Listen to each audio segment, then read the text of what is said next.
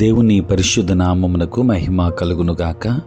క్రీస్తునందు ప్రియ దేవుని బిడ్డలారా, ప్రభువైన యేసు క్రీస్తు పరిశుద్ధ నామములో మీ అందరికీ ఈ ఉదయకాల శుభములు తెలియచేయచ్చు ఉన్నాను.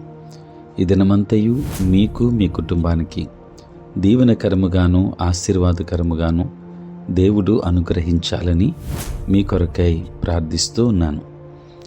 నేటి దినము కొరకు ఏర్పాటు చేయబడిన దేవుని వాక్యం కొరింథీ మొదటి పత్రిక 13వ అధ్యాయం 8వ వచనం. ప్రేమ శాశ్వత కాలముండును. ప్రియులారా, నేటి దినం కొరకు ఏర్పాటు చేయబడిన ధ్యానాంశము దేవుని వంటి ప్రేమ. ప్రియులారా, పడిపోయిన మానవుల ప్రేమకు దేవుని ప్రేమకు మధ్య పెద్ద వ్యత్యాసం ఉంది. చెడిపోయిన పాపిష్టి మానవుల స్వభావం దేవుని ప్రేమను అర్థం చేసుకోలేదు, లేక దాని పట్ల ప్రవేశాన్ని కలిగి ఉండదు. దేవుడు ప్రేమాస్వరూపి అని పరిశుద్ధ గ్రంథం చెబుతుంది. యోహాను మొదటి పత్రిక 4వ అధ్యాయం 8వ వచనం. ప్రియులారా, యేసును ప్రభువుగా రక్షకునిగా ఎరుగని స్త్రీ పురుషులకు దేవుని ప్రేమ తెలియదు. ప్రేమ గురించి ప్రజలు అనేకమైన పాటలను, ఆటలను, సినిమాలను, కథలను వ్రాశారు.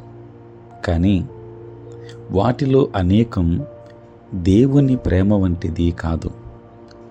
మానవ ప్రేమ, దేవుని ప్రేమ ఒకే తరగతిలో లేవు. ప్రధానంగా మానవ ప్రేమ స్వార్థపూరితం, దేవుని ప్రేమ స్వార్థరహితం. ప్రియులారా, నేను కోరింది చేసినంత కాలం, లేక నాకు నచ్చినంత కాలము నిన్ను ప్రేమిస్తాను అని మానవ ప్రేమ చెబుతుంది.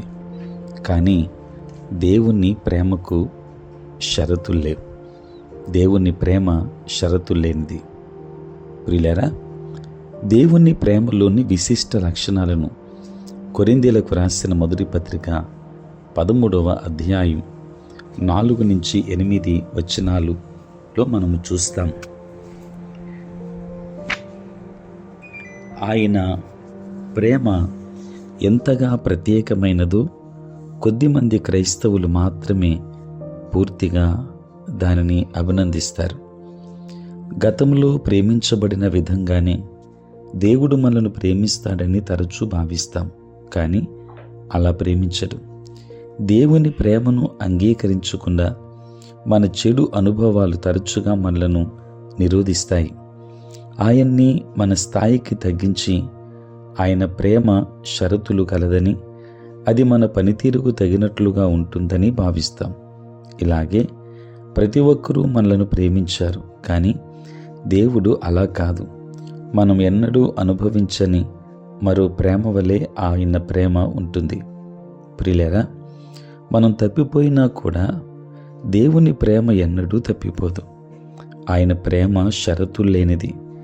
ఆయన ప్రేమను సంపాదించడానికి మొదట మనం ఏమీ చేయలేదు కనుక దానికి యోగ్యులము కానప్పుడు ఆయన దాన్ని ఉపసంహరించడు. దేవుని బిడ్డలారా, మనం ప్రేమింపదగిన వారమని కాకుండా ఆయన ప్రేమాస్వరూపి కనుక మనలను ప్రేమిస్తున్నాడు.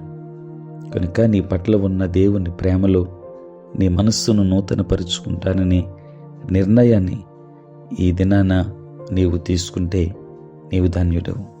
ఆయన ప్రేమ ఎలా ఉందో బోధించమని పరిశుద్ధాత్మను అడుగుదాం. నీ యావత్ జీవితాన్ని మార్చే ప్రత్యక్షత. కనుక మనము దేవుని వంటి ప్రేమ కలిగి ఉందాం. ఆ దైవ ప్రేమలో మనం నిలిచి ఉందాం. దైవాశీర్వాదాలు పొందుకుందాం. దేవుడు మిమ్మల్ని, మీ కుటుంబాన్ని దీవించునుగాక. ఆమేన్. ప్రార్థన. పరిశుద్ధుడైన తండ్రి, ప్రేమ కలిగిన ప్రభువా, మీ పరిశుద్ధ నామమునకై వందనాలు, స్తుతులు, స్తోత్రాలు చెల్లిస్తున్నాము నాయన. రాత్రంతయు కాపాడి సంరక్షించి సుఖనిద్రను మాకు దయచేసి మా జీవితంలో మరి ఒక నూతన దినాన్ని మేము చూడగలిగే భాగ్యాన్ని మీరు మాకు ఇచ్చినందులకే స్తోత్రాలు. ఈ దినమంతా కూడా మీ సన్నిధి మాతో ఉంచండి. మీ ప్రసన్నత మాకు దయచేయండి. మా పనులలోనూ, ప్రయాణములలోనూ, పరిచర్యలోనూ మీరే తోడై ఉండండి దేవా. మీకే వందనాలు, స్తోత్రాలు. ఉద్యోగస్తులు, వ్యాపారస్తులు, కష్టపడి పని చేసుకున్న బిడ్డలు ఉన్నారు. వారందరినీ దీవించండి. చదువుకున్న బిడ్డలు జ్ఞాపకం చేసుకొని జ్ఞాన వివేచన బిడ్డలకు అనుగ్రహించండి. నీ ఎడల భక్తి కలిగి జీవించే కృపను దయచేయండి. దూర దేశాలలో, దూర ప్రాంతాలలో ఉంటున్న ప్రియమైన బిడ్డలందరినీ కూడా దీవించి ఆశీర్వదించమని ప్రార్థిస్తూ ఉన్నాను. ప్రేమ కలిగిన ప్రభువా తండ్రి, పుట్టినరోజు, పెళ్లి రోజు జరుపుకొనిచిన బిడ్డలను దీవించి నూతన ఆశీర్వాదాలు మెండుగా వారికి అనుగ్రహించండి. తండ్రి నీ స్తోత్రాలు నాయన. మరి ఈ సమయంలో ప్రభువా బిడ్డలు చేస్తున్న ప్రతి విజ్ఞాపన మీరు అంగీకరించండి తండ్రి. సమస్తమైన నాయన ఇదిగో తండ్రి బలహీనతలను విడుదల దయచేయండి. ప్రతి ఒక్కరికి కావలసిన ఆయురారోగ్యములు, శాంతి, సమాధానములు మెండుగా దయచేయమని, దినదీవెనలతో నింపమని యేసు నామములో ప్రార్థించి వేడుకొనుచున్నాము తండ్రి. ఆమేన్. తండ్రి, కుమార, పరిశుద్ధాత్మ త్రియేక దేవుని దీవెన సదా మీకును మీ కుటుంబానికి నీ తోడై ఉండును గాక. ఆమేన్.